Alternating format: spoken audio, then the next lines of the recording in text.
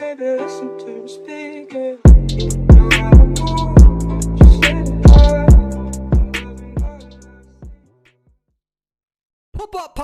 Pop, persuadable. What's going on, everybody? This is a live video. Well, it's not, but I'm doing it live, and then I'm going to post it. I don't know how we're 10 seconds into this video, and I have already fucked up everything that I wanted to say. So I want to give a shout out to Mirama, because Mirama is the one that showed me where this gameplay is. Unfortunately, I have not been able to play the Violinist. I will do the best that I can to log on the beta thing and do it on Thursday or Friday on my Twitch. So we'll try to get that going on. But I really enjoy this thing called Sleep, which is something that I didn't get too much of last night. So we're going to review this gameplay. Again, want to give a shout out to Mirama showing me where her source is. You guys should check her out on YouTube. And I will also post the source link as to where I'm also using this, because it is on Bilibili. This is not my gameplay. And we'll see if I have time this weekend to log on that beta and play the Violinist myself. Let's watch some of this gameplay footage right now. All right. So I've already seen some of this footage. I think it might be too loud. So let's see what we got going on. So this is just a regular gameplay. So we know that, to my knowledge, I think that he spits out these fucking little fireballs at you. They're not fireballs, but it would be awesome if they were fireballs. So he's essentially Charizard doing fucking fireballs at you, the musical notes that can slow you down. You can put these little traps up. Kind of reminds me of Assassin, for those who used to play Diablo 2. And you set the trap up, you can do damage, and then his ultimate is ultimate bullshit. You get it? You get it? Okay. And that area of effect is absolutely ridiculous. So if you guys don't know, most of the time when you play as a hunter in beta, you play against bots. So that's what you're seeing right now. You are seeing these players being bots. Once in a while, you can get with regular players. You're more likely to face a real killer as a survivor than what you are playing survivors as a killer on the beta. A lot of people are saying that the Violinist is going to be overpowered, and I don't know if that's going to be true, because you guys know what my opinion is. I want to go against strong hunters, because then I'm going to actually feel pride when I'm able to kite them for 60, 95 seconds or whatever. All right. So I'm excited for him. I can't wait to see his area of effect attack. I know none of this is new. Everybody already saw all the videos from the popular YouTubers, so we don't really need to talk about every little tiny detail about the Violinist. That's not really the purpose of this video. But people have been asking, Persuadable, what are your thoughts about this? What is your reaction? Well, first of all, this dude needs a shower. I mean, I'm just saying it. Call me the dick, but I'm the one saying what we're all thinking. I mean, look at that. There's definitely dead roots at the end. Needs a haircut. I think he's going to be pretty dope, though. I think it's going to be pretty cool to see how he's going to be utilized in the high-tier matches, in the high-tier strategy gameplay. My biggest problem, now guys, this has been happening for 18 months. Every time a new hunter comes out, people are like, this hunter sucks, or they say this hunter is overpowered, okay? Well, everybody thinks every hunter is overpowered when they're first released. Second of all, we don't know if the devs are going to make changes. We saw that Mad Eyes, by the time Mad Eyes was released in Northern American European server, he got a pre-release, and then we got to play him for a week if you spent, you know, the $200 or whatever to get access to him if you're not in beta. And then Mad Eyes had that 1 week where he was pre-released on our server, and then by the time he got released a week later for the population, he already experienced a nerf. That's a very separate thing.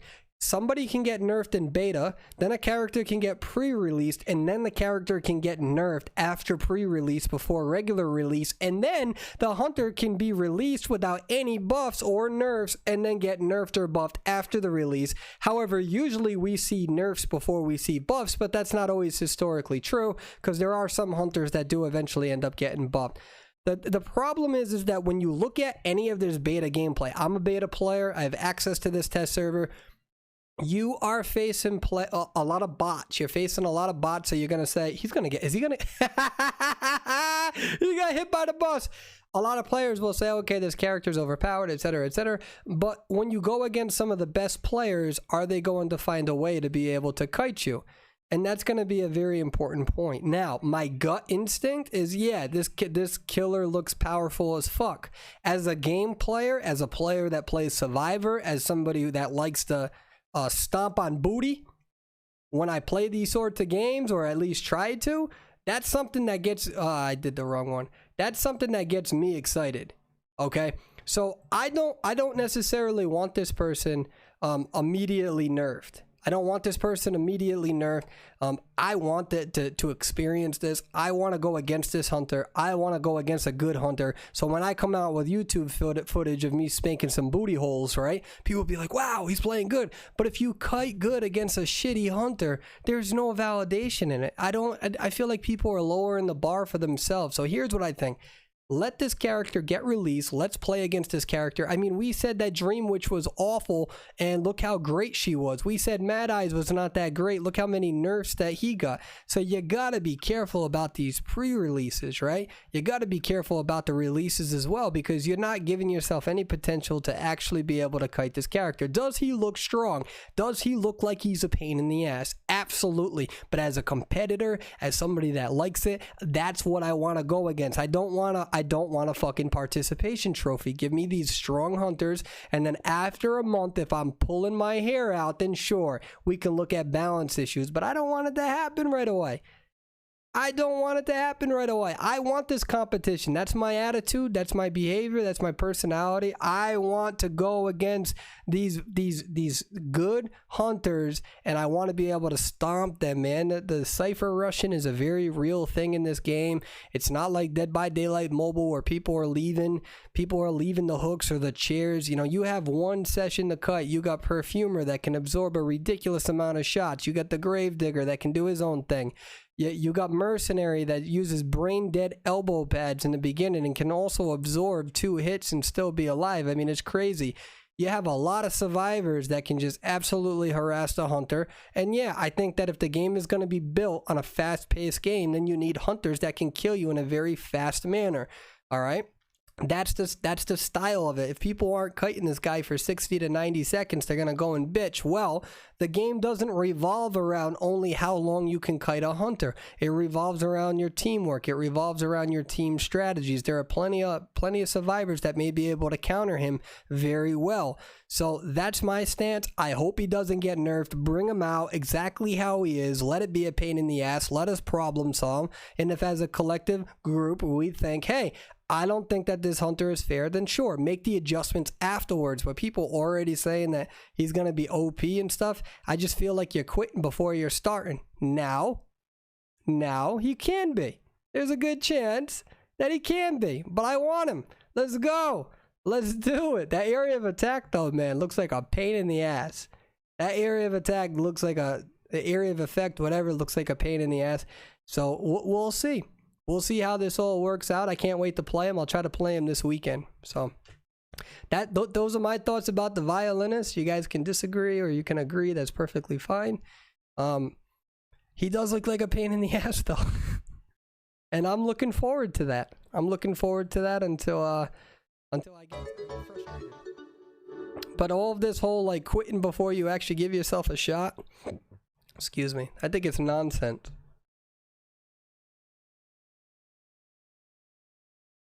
What do you guys think? Tell me your thoughts. You agree, disagree? You guys can disagree. You guys know I like it when you disagree, but you can also agree. This hunter actually feels like Robbie. No map control, no movement speed, damage and skills really difficult to land. Not the best camping, like you know. SW wins due to her chase. Mad Eyes wins to map control. This hunter doesn't really have anything.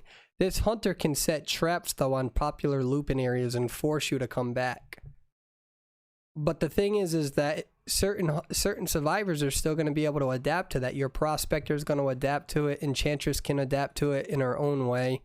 I think the key is going to be the beginning against this character. I'm sure that we'll see adjustments. We always see adjustments, but we just got a lot of follows. We got, I think we got Megan Nope, sorry. Mega Man Fighter. We got XMS Cat. Miss Cat. What's going on, Miss Cat? We got CEC914. Thank you so much for those follows. I do appreciate that. That's super cool of you. Do you think people will run him with insolence? It's gonna depend. I think insolence could be a very good build for him, right?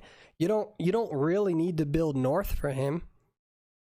My gut instinct, right? So gut instinct can be wrong, but as a competitor, I can tell you that my gut instinct is telling me that I think if his late game is that powerful in what we see, and until I get to play this character, which will be hopefully Thursday, so in 2 nights, I'll try to come on here and play with you guys, okay? If that area of attack or area of effect is that powerful, I would definitely use insolence. I would definitely use that's such a great attack. But you have to make sure that you can take the survivors down to get to that point. What's going on, Monkey Killer? What's going on, Made V2? Man, well, you guys are spoiling me with the follows. We got a lot of follows right now. Thank you very much, all 5 of you. I mean that, y'all mad beautiful. Don't try to change my mind.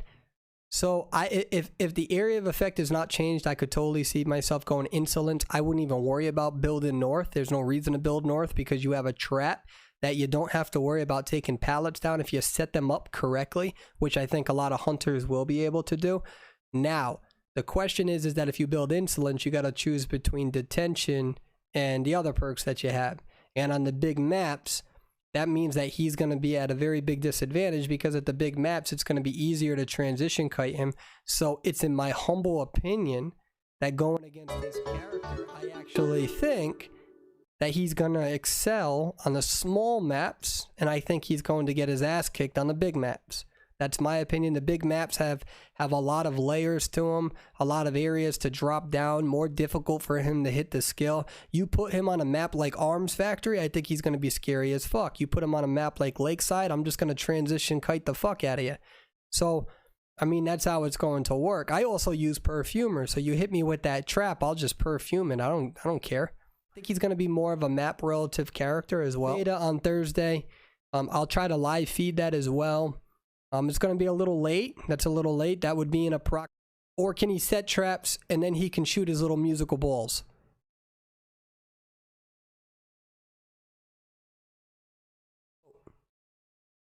The movement debuff only happens if he hits you with the musical notes. And that doesn't stick with you. When he goes away, you can meditate that debuff away. So that debuff and everything, all that stuff goes away.